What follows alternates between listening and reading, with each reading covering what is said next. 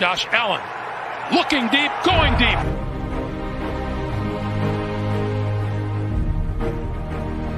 To me, talking about the Bills, what else would you rather be doing? We're hoping to add a new dimension to the Cover One network. Slings it deep downfield, and it's caught inside the 20. Right now, I just want to talk about this championship level. I've never had a championship caliber team to talk about. I want to focus more on the storylines each week. What are the big stories going on with the Bills? What are thoughts, commentary? How do these things impact Buffalo? Deep drop. Deep throw. And it is hauled in for the touchdown. Allen deep to the end zone and caught for a touchdown. Play action. Allen. Deep downfield. Wide open.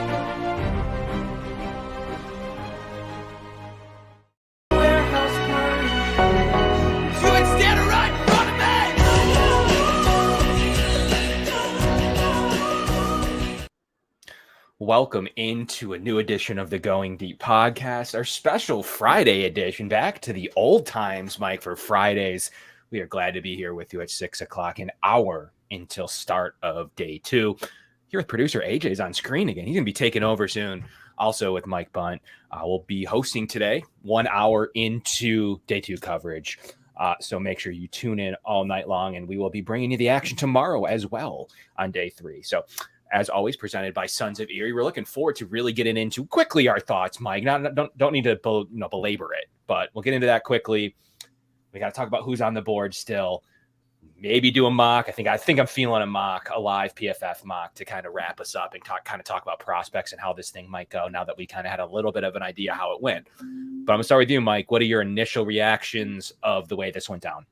I love it. I went into the first round hoping the Bills would add an offensive weapon, preferably someone in the pass game, and they did exactly that with Dalton Kincaid. I will say I didn't really anticipate that being a possibility going into last night, but you got to love it, because if you weren't going to get one of the receivers in Addison, Flowers, Jackson Smith, and Jigba, you got the next best thing. You have a tight end who is just a lethal threat in the passing game. I talked about it on Spaces last night with some of the guys.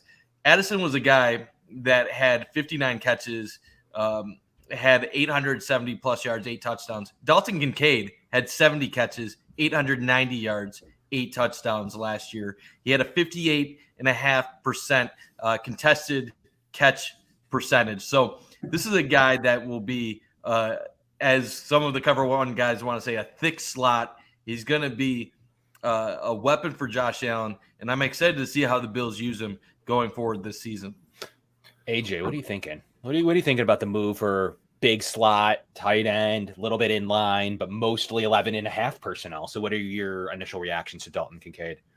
Yeah, I really like the pick. I think they got the best player on the board for their needs. Once you saw Jordan Addison go to Minnesota, I think he was probably the best receiving talent on that board. I really like the pick. I think he brings a calmness to Josh Allen's game once they get kind of, the hang of things here come camp and stuff. But I think he's going to be a really good outlet for Josh. He's going to help over the middle as well. Great yards after catch ability. Good hands, as was being mentioned yesterday after the pick. He has really elite hands. And when a guy follows you like that, you want to jump to Dallas to, get a guy like that because they were interested in him. So really good pick. I think what he brings to this room, tight end room, I think he could – I'm not going to say Dawson Knox has his job in jeopardy, but I could potentially see him taking over his role, in the next couple of years here, because I just think he's a very talented guy. So happy with the pick, not surprised with how it went, but I'm looking forward to day two, seeing what they can do. And I think they're going to be adjusting the lines here, Kev. Yeah, I think so too. So we're not going to recap day one. Day one was going all day. We had, tune in to see the thoughts of the guys on the panel yesterday. So we're not going to really recap each pick here. This is a day two show. So we're going to get into some of the guys that we like that are still available, what the Bills should be targeting, what position groups, who might work out. But I think the real, to kind of cap off Kincaid, really interesting note, he's pretty much the same body size and structure as Dawson Knox. They're very similar. Dawson came as a converted quarterback, no touchdown catches in college. So the difference is Kincaid has the production, will he ever be able to turn into, and Dawson Knox has turned into a fairly good blocking tight end. And he'll be in line the majority of the season now officially. They're not going to split him out really much at all. You're going to see a majority of Kincaid split out now. So it's going to be interesting to see if Kincaid can learn some of those, be taught a lot of the blocking schemes, at least to be serviceable. And I think it's possible. So it's going to be interesting that, Mike Gesicki really never developed there. And I don't think he was ever really the talent that Kincaid was. So it's going to be an interesting career arc to really follow along with. So going to leave that in the past. We know the Bills got their, 11.5 personnel tight end, possible big slot, a lot of different, scheme versatility with him. So now we got to look at what's left to accomplish. So we're going to cross off for now tight end and slot. Okay. So as much as I want a slot receiver, I don't know that my wish is going to come true unless something crazy happens with a crazy faller in round 3 or 5. But I don't think I'm going to get that wish anymore. Could DeAndre Hopkins still be in the fold? You never really know. Bean was pretty coy with it on Pat McAfee yesterday when he said no, but, he always gives you the but. Things can change quickly. And so did Osenfort in Arizona say, well, we're not going to trade him as of this moment. So, I think some movement could happen there. So we'll see if it's KC, they have to be the leader in the clubhouse. And then, side teams, Buffalo and Baltimore. So we'll kind of follow that along as the weekend progresses. But as we get into day 2 and pick 59, there's definitely some initial targets. And I tweeted out my list. There's some initial targets of players that I'm very excited about. And I think it's time. Now, the decision right now is, do you stock the offensive line or do you stock the defensive line? I think the initial playing time might be at edge. The initial need could be a defensive tackle because none are under contract after the following year. What are you going to do there? But he might not have the best path to playing time. Also, tackle wouldn't have the greatest path to playing time. Guard wouldn't. Center wouldn't. But those are still some really deep boards. It's players on the board right now. So we're going to start with you, Mike. You got to pick a line side to build. Where are you going with who's going to get the most playing time this year? Maybe more like a D end. You thinking about the future in DT, or are you thinking about more of a competition at O tackle interior? I think it all depends on how the board falls, to be honest. I'm not going to pick one position over the other without knowing what I have available at that time. So right now I go in today thinking they're beefing up the lines. They're probably attacking O-line, probably attacking D-line in the 2nd and 3rd round. If somehow a Drew Sanders or a Trenton Simpson fell to 59, I think either of those guys could be in play. But realistically speaking, Sanders is probably going to go in the top 10 picks here to start the 2nd round. How far will Trenton Simpson fall? Do the Bills view him as a fit? Those are other questions to answer later on. But I do like the idea of beefing up either side of the line, depending on who's available. Some guys that could work. We mentioned center earlier. Mitch Morse, what is his long-term future on the Bills? We always talk about how he could be one concussion away from calling it a career. You don't want to wish that on anybody, but that is something that you have in the back of your mind.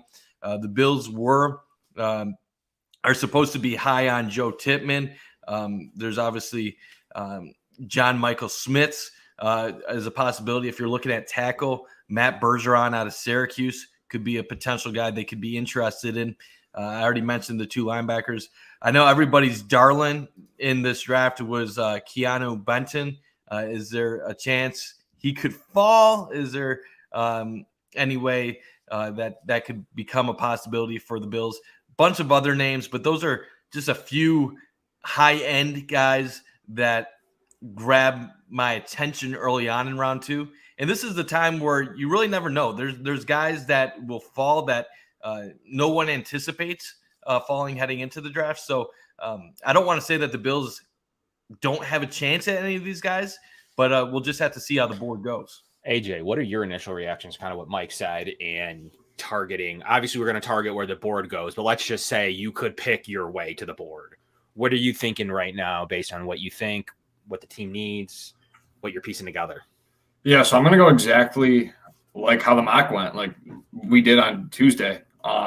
They got the pass catcher. They traded up. We traded at 24 Tuesday. They traded the 25. To Jacksonville, it's like it's come on. It's like we did a good job with the trade. So we traded up, got Zay Flowers in the map. We got Dalton Kincaid, who's just, I think, as good, if not, brings a aspect to this team that was lost the past couple of years. So you have that. For today, I just want to see a right tackle. I think that's really important to get the right tackle. If Drew Sanders or Trenton Simpson falls, sure. But I just don't think that's likely. I think they're going to go off way before 59. I'm actually interested to see where Levis goes today. That'll be so just a side note. But and then round 3, I want to see a D tackle, and just like the mock did. I kind of want to go offensive tackle, defensive tackle route. Okay. Just kind of like how our mock draft worked out. And I said on Tuesday, I said that's like my dream scenario for the Bills. In about 4 hours, we'll kind of know where they go. And there's a lot of targets. They had a lot of top 30 visits with defensive tackles, Zach Pickens, Jacqueline Roy, Dexter from Florida. So there's guys that are in that range that they've met with, they know. So I think that is a high possibility. And then Tippmann, Bergeron, Cody Mock, there's a plethora of guys in that mid round who could be interior or, tackle depth pieces. I agree. So my ideal scenario is I personally think I like the interior offensive line path. I think you can get a really good player here to shore up. Versatile pieces are necessary with Aaron Cromer. I think there's an obvious need at backup center. From what I'm hearing, you're trying out different players at that backup center right now. Bates is a starter. You don't want to rely on him to be your backup center. They're trying other pieces right now to see if they have a backup center. Sure, you can use Bates, but you're going to need him at right guard, and you're putting someone in, and you'd rather have a versatile piece of someone that can not only play center but take over for Morse at some point when the time is necessary. So for me, I still like our path. I don't know that Bergeron's going to be there. He has guard versatility and tackle as well, so that right there could score him some extra points. I'm hopeful that he's there, but I can't. We can't rely on, just like Mike said, we can't rely on the board going a certain way. He could go next pick for all we know. There's really only 2 tackle prospects, in my opinion, in this round. So I'm not, we can't bank on the one we're looking for being there, the other one being Jones from Ohio State. So other than those 2, tackle does, beside Cody Mock, tackle does start to thin a little bit. So that'll be interesting. If there's a run there, if the Bills pivot away from there, then go interior offensive line. But we got to still keep I'm in the mood for a 3rd round defensive tackle, but we got to keep our eye, just like in the 1st round, we have to keep our eye on if the right guy is there. They didn't bring in Benton. That doesn't mean anything, as we found out from Kincaid. Doesn't necessarily mean they won't draft him, but they did bring in all the rest. Gervin Dexter came in on a visit. So that's a pretty interesting person to follow. Byron Young came in on a visit. Pickens came in on a visit. Roy came in on a visit. So there's definitely some defensive tackles, namely 3rd round picks, that'll be there. So I think that's the way that they trend here. But 2nd could still be BPA truly. Like, it doesn't mean that it's only offensive tackle no matter what. It could be a corner falls that they didn't expect, a safety falls that they didn't expect. And what will Brandon Beane come out on the podium and tell you? We didn't expect for him to be there. So that's their way to kind of compensate for saying, well, yes, we need O-line. Yes, we need D-line. Yes, we might need a certain position, but then, well, we didn't expect this player to be there. So AJ, give me a name of someone or a position group to be on a high alert for if we get a true faller. I'm going to have to go with Bergeron from Syracuse, the guy we took in our mock. I think he's the glaring guy that could possibly fall, and the guy that I would think could be a nice fit for the Bills at 59. Obviously, Keanu Benton, if he fell, but I just don't think that's a possibility. Same with Drew Sanders. So I think the plan going into it is that addressing the lines. But like you said, Kev, I mean, anything can happen. Who knows if they were really high on tight ends before this draft process started. The board fell that way, and they liked Kincaid. So there's a lot of possibilities they could go, but who knows? I would love if Bergeron fell or Drew Sanders, but I just don't know if that's a possibility.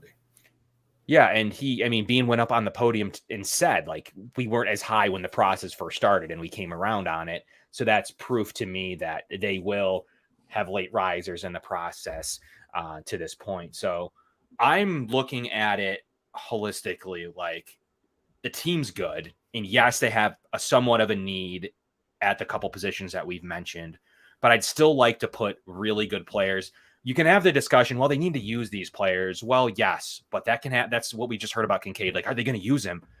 They took him in the first round. Like, if he's good, he will be used. The GM says he's good, he will be used. So I truly believe that these players, you're adding talent to the cupboard. And yes, they have a linebacker need. Yes, there's some depth concerns at tackle. Yes, they need a replacement center. Yes, they need an edge while Vaughn is out. So there are definitely some needs, but that's not going to stop them from taking the top safety on their board if for some reason he falls, and they're going to justify it by saying he was a top of the second round grade. That's what they're going to say to us. So, Mike, is there a position group that we haven't talked about that you could legitimately see the team go safety, corner, receiver, running back? You saw them go fast and furious.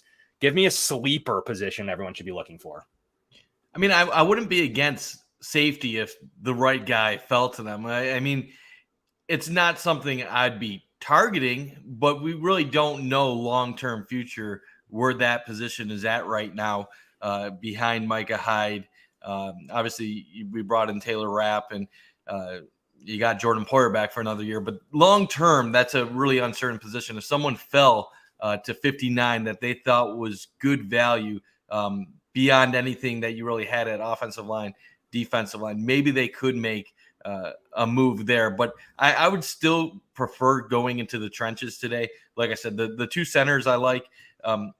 I will say this, though.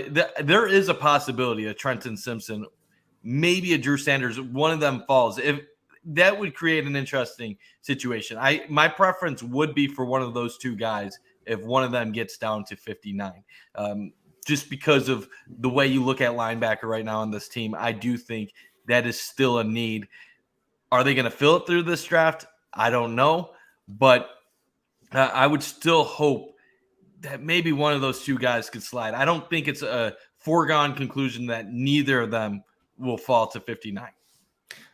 I don't think it is either. And that's why but I did it with tight end. I didn't think that either of the top two tight ends would be there. They both were there. You never really know. I think the one that's super interesting to me that I've been thinking about in my head, and I've just been, the Bills will do whatever they want. Like most teams will, but the Bills specifically with the roster they've built will do whatever they want. And obviously you guys know I love receiver. If something happened with Downs, I don't think they would hesitate to take him. However, the one that's interesting to me is like a blocking tight end. What if Darnell Washington was there to help out Spencer Brown, to help the running game? Is that completely off the table? He's a completely different player than Dalton, like completely, and completely different than Quentin Morris. Is that off the table? Like if Darnell Washington, who is said to be one of the best blocking tight ends ever, also adds a different dynamic.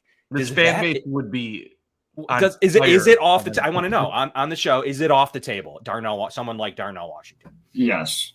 I think says yes. I think it's off the table. I mean, it's I never thought of it until you just said it, but Kevin, insider AJ just came out with the news. It's not going to happen. So take that to the bank.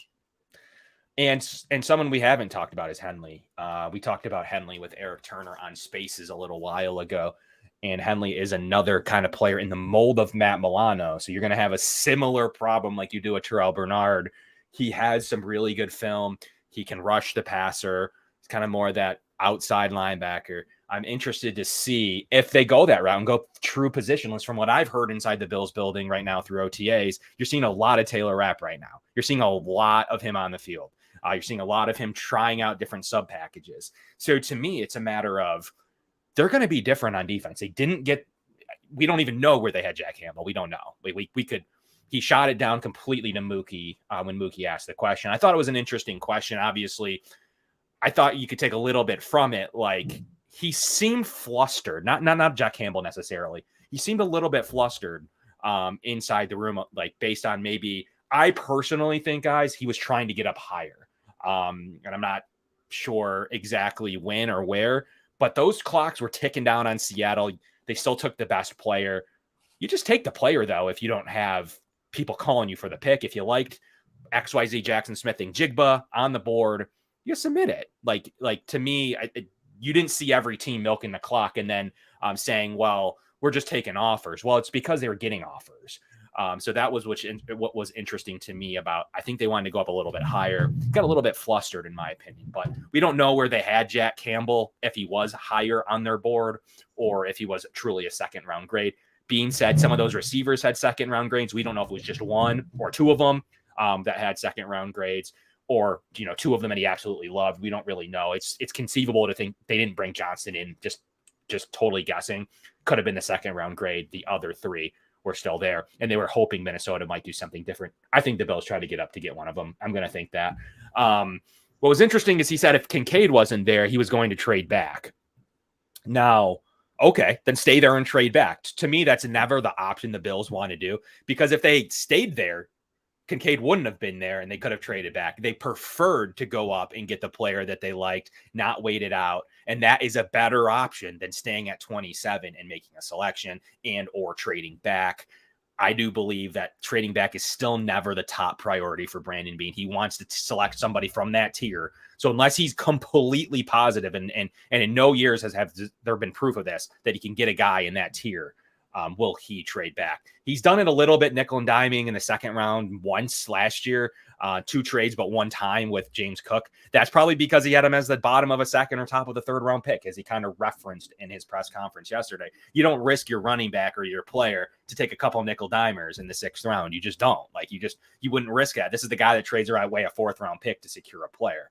So I don't know how realistic a second round trade is unless they're going back fairly far into the 3rd, picking up a 4, 3 and a 4, and then still having their 3. So they'll make 2 selections because their board's deep, and then they get that 4 back. So that's the only real way I see it happening. I definitely don't see nickel dimers this year, though, AJ. So linebacker altogether, I think there could be a path to it. I think you see a run here shortly of the few that there are. I don't know. Even you could even see Henley come off the board, and I really don't see it. But the trade up to get in front of Jerry Jones was still a funny thing. The Bills had some pretty good intel that the Cowboys wanted Kincaid. So I think what really is my favorite move beside Bergeron that we've talked about, a good amount, I like going for a Tippmann. I like that versatility. He's a perfect Cromer fit. He's somebody that will do everything. He'll play center. He'll play guard. He's going to be your replacement for Mitch Morse when the time comes. He is definitely just an absolute beast. He's somebody that I think the Bills could target heavily because of his position flexibility. So I'd watch out for the old. I think AJ said this too. I'd watch out for the O-line first, and then I would watch out for the defensive line. But we still can't count out edge because that's such a wild card position. This team loves 2nd round edges. So, Mike, do you think that we need an early replacement at edge because of Vaughn, or are you thinking let's get a veteran in on a 1-year deal? We've heard some rumblings of Yannick Ngakoue. There's some other names out there that could, you could buy in a week exactly. Would you rather just get a 1-year replacement, for Vaughn to get ready, or are you thinking about the future at the edge position? I'm open to each path. The Yannick Ngakoue speculation, that was pretty interesting.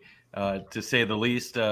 Bills have been involved, at least speculated with him in the past, so it wouldn't be the first time that we've heard that name associated with the Bills.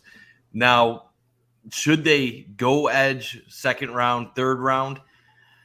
There are some tempting names. I know a lot of people are high on Isaiah Foskey out of Notre Dame.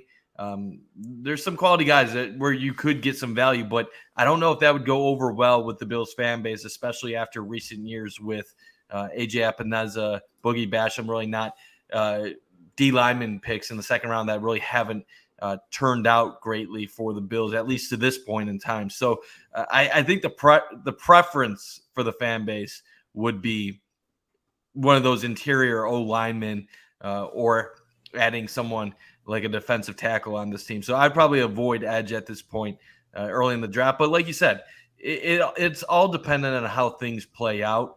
At this point, I'm not going to rule out anything besides a punter, quarterback, kicker for the Bills in the 2nd and 3rd round. But definitely the preference, I would say, where you see a bunch of good guys stacked up would be interior O-line. It seems like there's a lot of guys that fit what the Bills would be looking for, have the value at this range.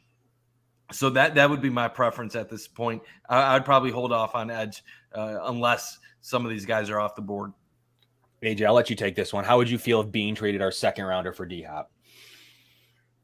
I'm going to let you take that one on purpose. Well, I honestly think that the D-Hop conversation is like out of the question. AJ, you fun goalie. But anyway, I don't know. I think he's a really good player, but I just don't see why you'd give up another then you're not picking until 91.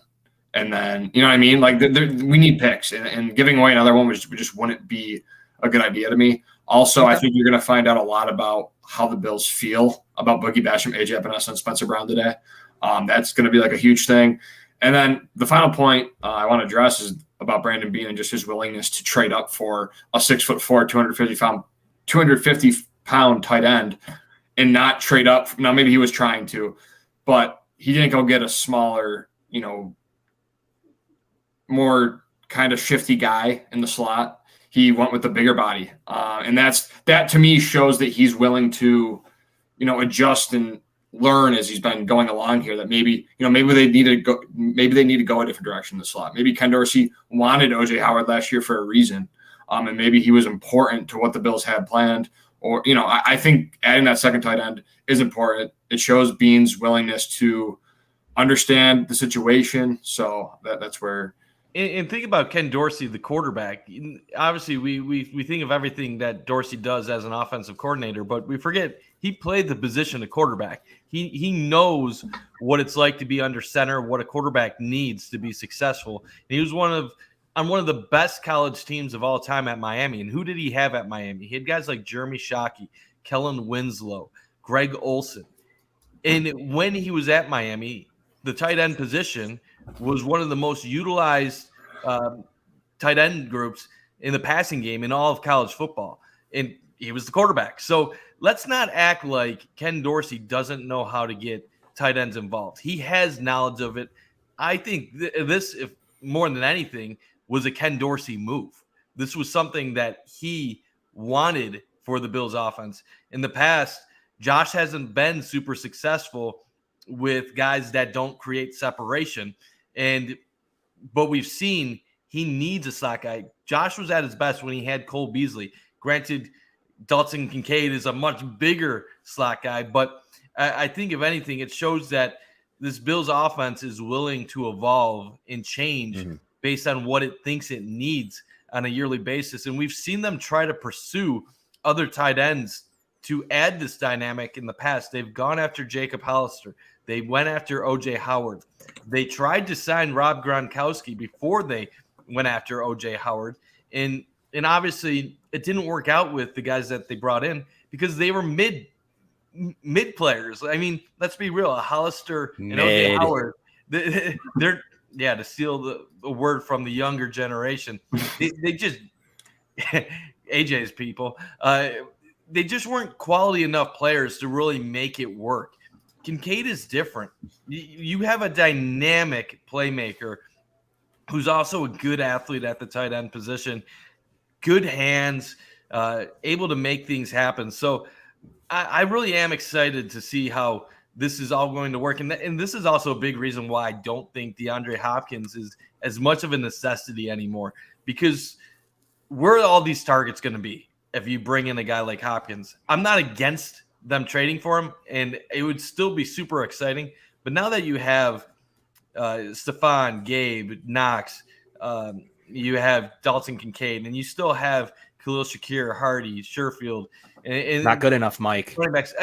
I know you can say not good enough, but if you want to get the value out of a Kincaid at pick 25, you're going to have to give him a good amount of targets. You're not drafting Kincaid at 25 to be a 40, 50 target guy in the long term. You want him to be a 70, 80 plus target tight end. So you end up trading for Hopkins. I don't know how that's possible for Kincaid. So I really don't think that's a really likely scenario going forward.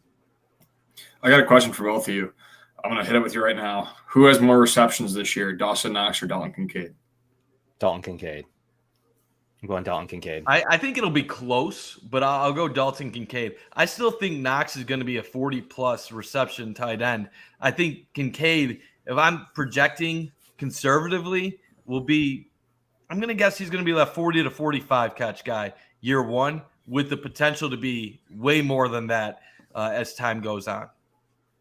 Okay, I like it. Like Kincaid, I think, is the type of tight end that you could be talking 70 receptions in the future.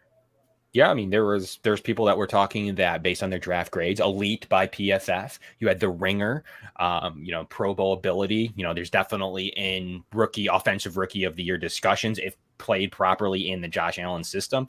Ken Dorsey, I think, he went out and tried to pay $4 million of a tight cap to a backup tight end last year. Bills are trying to make it work. OJ Howard clearly wasn't the right fit for whatever reason. Went to Houston, caught 2 touchdown passes on week 1, and then never heard from him again, never to be seen again. So there's definitely something to be said that the Bills are trying to make this work in a versatility piece. You bring him and Knox on the field, and you don't know which scheme to bring in defensively. Do you match up with a linebacker? Probably not. Do you match up with the DB? DB could keep up and probably contest the catch, but will he just be better than him? So it's going to be definitely an interesting perspective that are they going to be a nickel all of a sudden now? Are we going to run the ball with a heavy front when you're in nickel? Or you're in, 6 in the blight box? In the red zone. Yeah, that's an unstoppable kind that's the point in the red zone, that you can't stop it. And ultimately, if Kincaid, and by the way, his back injury is fine. He's been checked out by the doctors and some of the best back doctors. So the Bills obviously felt fine with the medicals. So what do you think that the package I just don't think that if the opportunity presents itself that the Bills are going to shy away from adding another rack guy. It doesn't need to be tight end. It was kind of facetious when I was talking about Darnell Washington, but he's a completely different player. However, more seriously, a boundary receiver. There does definitely, if we're going to say what's going to happen at the defensive tackle position in a year from now, this time next year, you can do that at a lot of position groups, and receivers one of them. Do you have another boundary on the roster? Not right now, you don't. So I think that you could potentially look at a Yossi Voss or different players that can play the boundary or have boundary versatility again at the versatile position. Sherfield's more of a special teamer. We'll see him in the slot. Hardy is more of a receiver 4 regardless. You'll see him in the slot. Same with mostly competing with Khalil Shakir. Will they go and add a boundary receiver? I think that's possible. So, and then will they add a different type of weapon at running back? I never am going to count out running back while there is, to me, a potential to add somebody in the room. I think that Nyheim Hines is your pass catching back and your returner. That's it. Like, he's not going to get carries. I don't even think next year, even when he learns everything, he's going to get the carries. James Cook offers kind of the same type of thing where he's going to be your pass catching back. He's going to be able to tote the rock more than Hines, and we'll see what he's able to do with a larger workload. And then Harris comes in. He's not, he has some decent stats inside the tackles, but realistically, we'll see what he amounts to. Will they go finally with a big bruiser? So there's definitely some things to analyze to add more weapons to the room. So I'm not thinking running back, but I'm not going to fully count it out at any point today based on what they might need. They liked Tajay Spears. There's Devin A-Chain sitting there. There's Zach Charbonnet, had some buzz around him. I'm just not completely counting it out. And I'm certainly not counting out the fact that you could add a Cedric Tillman. You could add a Mingo. You could add a Jalen Hyatt. You could add a Josh Downs. We'll see if they like the receiver room. Bean brought it up unprovoked yesterday, again, to mention that there are still weapons available at the receiver room. Why would that matter if you weren't looking? It's an interesting note that I don't believe he's going to want to see these weapons sitting there when he's picking. Hopefully they're gone if you're someone that doesn't want a receiver here. But like we're talking about, AJ, and we got 25 minutes. Let's bring up I want to bring up a mock. AJ, can you fire up a PFF mock for us? We're going to do a mock right here live on the pregame show. I just want to see what happens. And then we're going to compare it to the one I did a couple hours ago before. Let's look at mine first. Oh, well, no, AJ's got it up. So AJ, so we're going to run it. We can do it fairly fast. Doesn't need to be, I don't think we're going to be making any deals, at least up. So you can make it fairly. Yeah, you can tick it up a couple clicks faster. Let's see what happens. PFF mocks are bugging right now, according to Kyle. So we'll see what happens. Let's run this thing and let's get it done. Oh, yeah. They had Indy taking Will Levis. So there's definitely something wrong with their. They haven't updated. That's what the needs. That's what it is. You know what you have to do? Okay. Change the settings to randomness. Up the randomness. Because it's drafting for need right now. Yeah. Up the randomness. and lower that. Yep, perfect. That'll be better. So it's not going to draft based on need that happened yesterday. Let's rock and roll. It's going to be the last mock I get myself into. There we go. That's a little better. Still taking Will Levis. They love having the value is probably killing the generator. That's whatever. He's going to go around there anyways. It doesn't matter. This is a very legit mock draft right now. Okay. Josh Downs 1 pick prior. That would have been interesting. Bergeron. Ooh. So how about this timeout? Would the Bills, seeing this, would they come up a few picks? I mean, that's a legitimate question. Yeah, 3 picks to get or 4 picks. I mean, it wouldn't cost you a fortune. If they did already. I don't know. So let's look at what we're looking at here. So we got Cody Mock, we got Keanu Benton sticking out like a sore thumb now. So now we're thinking DT in the second. Is that the way to go here? AJ, that's a pretty easy pick. AJ and I were talking about wanting him in the second, wanting defensive tackle in the third. I got Henley. I think it can flip flop, Kev. I don't think it's really going to be how the board falls, because I think there's more defensive tackles at this range, but I also think you can find one that drops to 91 that you met with on a top 30 or visited with or met with. So that's kind of where I had the idea that maybe they will go third round with it. So Mike, I think Mike said it's fairly easy, so he's thinking Benton. In this situation, I'm thinking Benton, but you also have Joe Tippmann on the board. This is a tough one. If you believe that you have other quality tackles that will be available in the third round, and you can choose a guy like Tippmann, you can choose. I know not in this case, but you could also get a Bergeron or something like that if he falls to 59. Then you're playing, kind of playing the draft. Well, maybe we take the offensive lineman here because we know we can still get a quality defensive tackle later on. Keanu Benton is probably the best player that you could get here for helping a need and fit for the Bills. But do you play the board a little bit and see how it falls? Where did Tippmann go? No, he's still available. Oh, he's still available. That's what I'm saying. Tippmann is definitely intriguing. And then we got Mock. Yeah, so there's a lot of good guys available at 59. If you're a Bills fan, you're ecstatic. Henley. So this isn't a terrible board. Yes, they just lost Bergeron. Other than that, I mean, obviously I like Downs, but other than that, I don't see a ton that got sniped in front of the Bills here. Foskey's there if they want to go that route. I'm a big Tippmann fan. What are the offers for trades? I'm just curious. Why would anyone want to come up here? Would be my opinion. Okay, trade back a slot. No. This is teams interested in pick 59. None. Okay, so I don't think we really can do anything. So there's no one. There's definitely no one here to even trade back with, which could happen. It's still my belief that the board looks pretty decent. No one's moving around too much at the end of the second. So that's the big thing for DT right now. So it's between Benton or Tippmann or Henley. I mean, I don't know if they. All right, AJ, make your pick. Who you taking? And we'll vote it out. I would take Benton here if you felt 59. Okay, Mike. As much as I love Tippmann, I'd probably go Benton here because I think he could be a pretty quick impact for your D line. So I would probably go Benton. Okay, AJ, just isolate DT for us real quick. Yep. Let's see who's there in totality at the defensive tackle position. And then we'll kind of make our selection here. I'm just curious to see. So you got Pickens, you still got Turner, you still got Ika, Young, and Roy. So there are some names that you can keep an eye on. What is the guard situation or interior situation look like?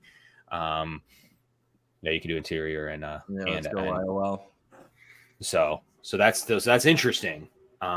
That I like a lot of those defensive tackles. Steen, Freeland, Wanya Morris. I don't like Freeland.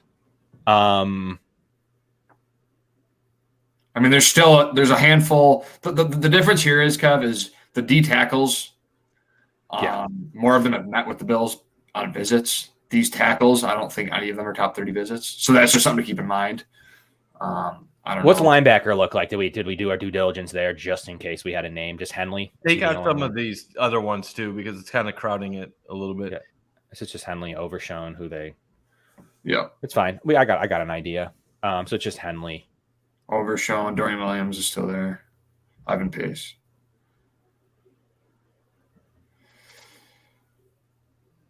Well, me and Mike said Benton. What do you think, Ev?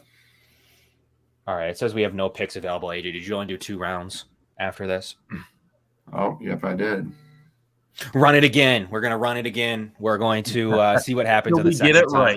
right. Yeah, change it to 6. Yeah, it doesn't matter. Yeah. So this is all good. Yep. Run it. Here we I go. was like, I don't want to pick. Is it 7 rounds? No, we had to redo it anyways. Doesn't matter. Okay, cool. John Michael Schmitz. I mean, that's an easy that's pick. done. Yeah. Like that's like that. I don't even need to look. Yeah, you wouldn't even have a question. But I said that with Benton earlier, and then I started doubting myself. And Bergeron's there too. So this fell. So Kevin redoing it. It fell much nicer for us here in this this scenario. Benton I did. think Benton went, but Benton our two guys went.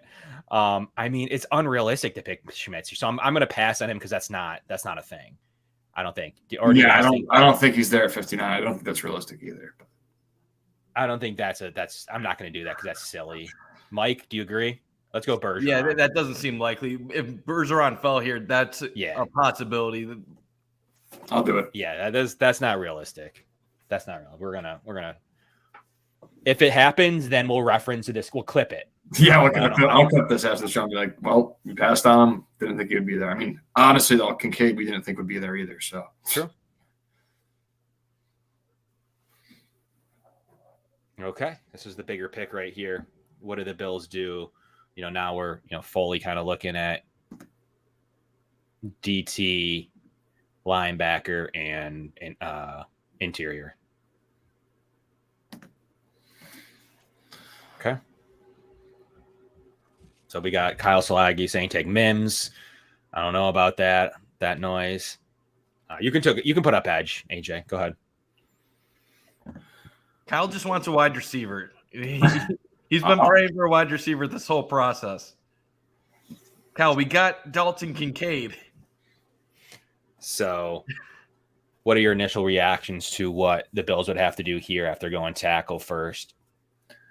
I think you're either going Pickens, Jomo, or Turner. I don't think really Turner's their kind of guy. I don't think he's, let's see here, 6'3", 290. He's a kind of a smaller D tackle. So I'm thinking of Jomo, Pickens. They met with him. Roy, but I feel like you can wait for him. And there's also, Dorian Williams is interesting. I like his length against the pass. I like his awareness in zone. Carl Brooks is also interesting because he's very versatile. So I would lean either Ojomo or Pickens, but that's where I'm at. Mike, what are you thinking? So Pickens is definitely a guy that a lot of people would pick in this mock draft here. A guy that intrigues me. Go back up to Brooks as an big KB. Obviously a dominant player in the MAC. Not really talked about much in college because he played for a horrible Bowling Green team for most of his career. But this is a guy that would intrigue me a lot just because of what he brings to the table. No one could stop him in the MAC. So I'm not saying this would be my pick, but definitely would have some consideration with Brooks here at this spot. Pickens, Brooks, those would be two of the guys I'm definitely considering.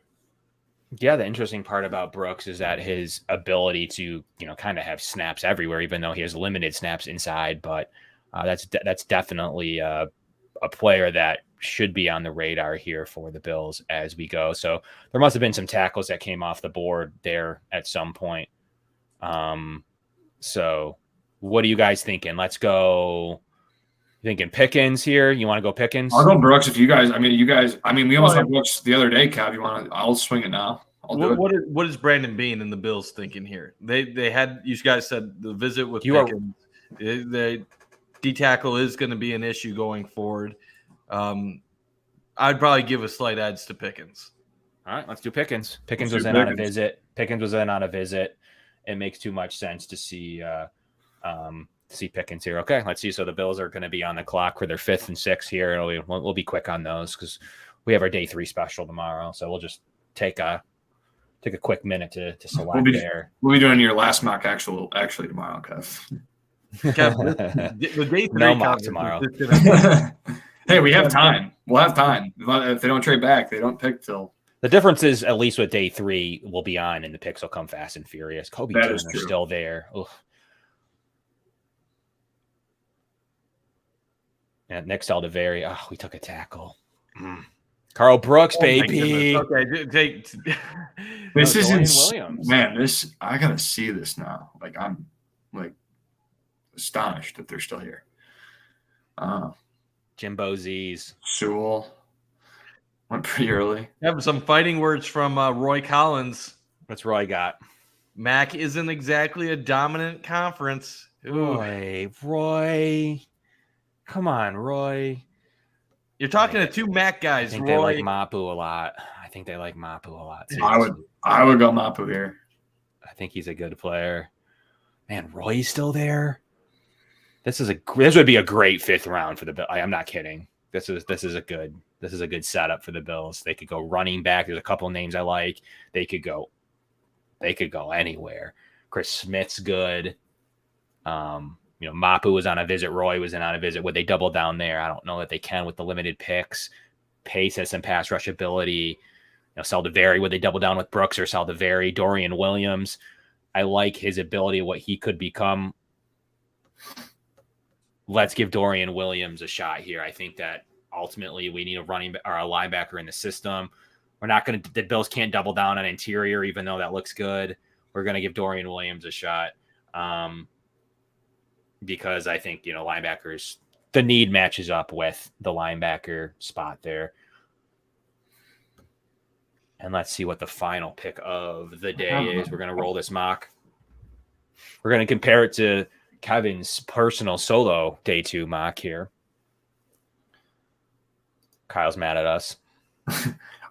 I'll make a case for Jalen Hyatt real quick. And I know there's a lot of Bills fans that no. I'm just for the sake of conversation, I think when you add a Kincaid and you can make Hyatt kind of the Y receiver, I know he has a lot of experience in the slot in college and the limited route tree is concerning. I'm not that big of a fan of him, but if you're you want to talk about a wide variety of weapons on an offense. I know he didn't have the best 40 time. He had a little injured hamstring, but when you watch his film, the guy runs. He's fast. He's beating SEC cornerbacks.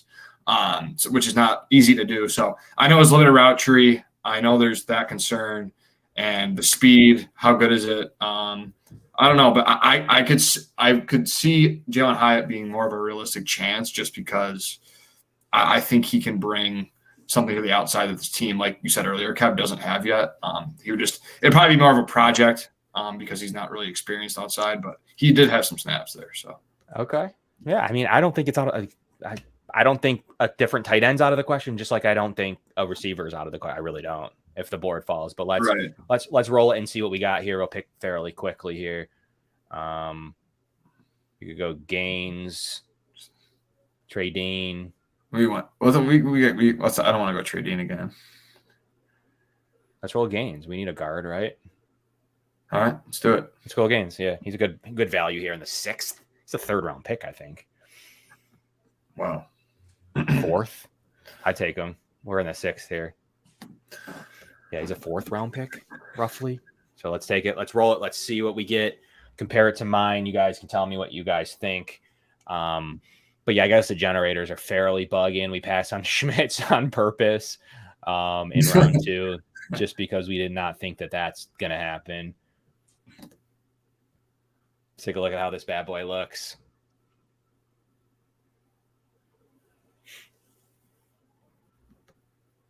Wow. Crushed it, except they didn't like Bergeron. Yeah, PFF is not a fan of Bergeron. We took him the other day, and it was a C+ grade. So yeah, we also took him 6 because we're also picking him 6 picks early to them. Oh, okay. That's why we have pick 59, and when we take them, it's matching it up as a negative value. So that's the biggest part of that problem, I think. I would be okay with this haul. It's not the one I expected. I mean, in terms of obviously the first guy, maybe the rest of the way is kind of more realistic, but I like this haul. Yeah, I mean, I think it's fairly realistic. I don't think there's anything unrealistic about this. We passed on Schmitz on purpose.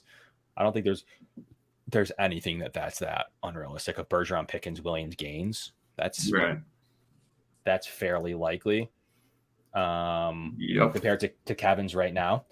So I went Kincaid, Benton, Marvin Mims, Seldaveri, and trading.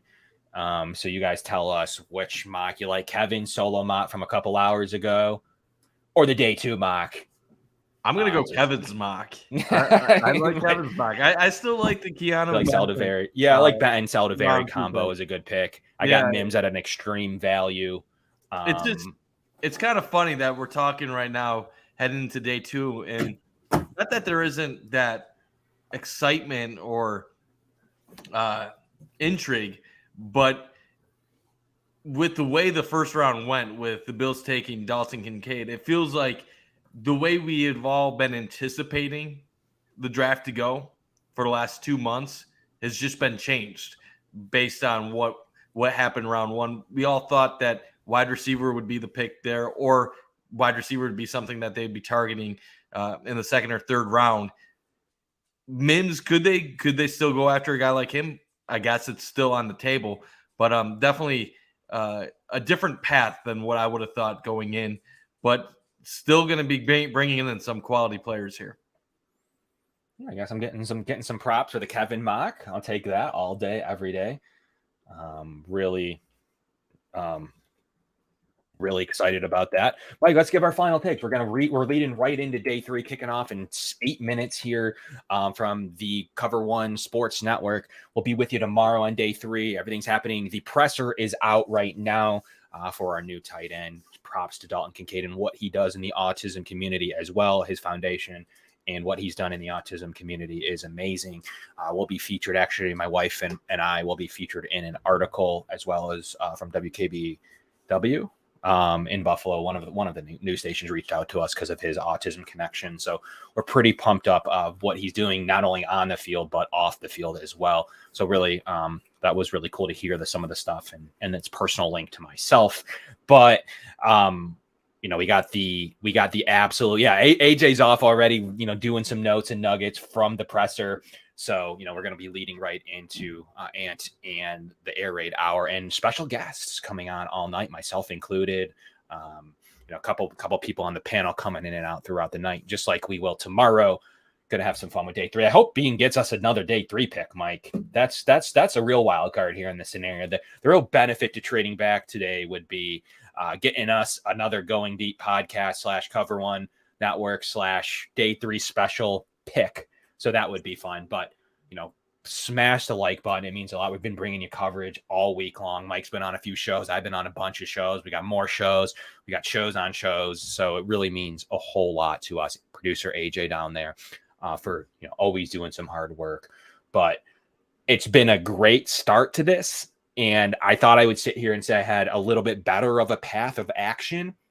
But I don't. I mean, they went out, they got what they perceived to be the best slot pass catcher in the draft, or at least at the slot that they took him. Were they trying to trade up earlier, Mike? It's very conceivable that they were.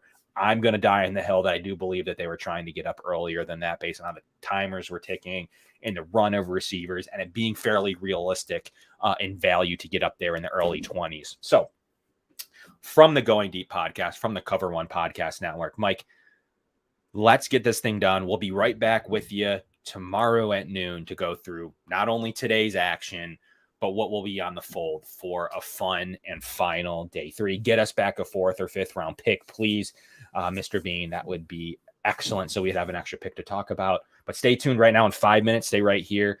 We'll be pushing it over to actual live day 2 draft coverage. So I might even be on that too. So we'll be catching you guys shortly. Smash the like button, leave your comment. Do you like the Going Deep podcast live mock, or do you like Kevin's mock? Let us know in the comment section. But from Kevin, Mike, producer AJ, we'll catch you right here, and we'll see you in 5 minutes on the day 2 coverage. Josh Allen looking deep, going deep.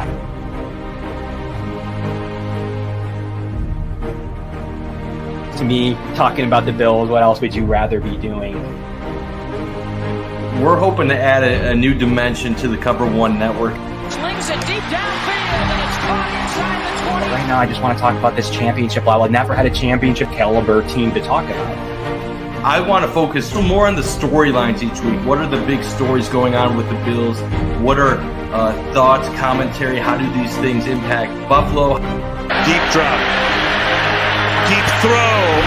And it is hauled in for the touchdown. Allen deep to the end zone and caught for a touchdown. Play action. Allen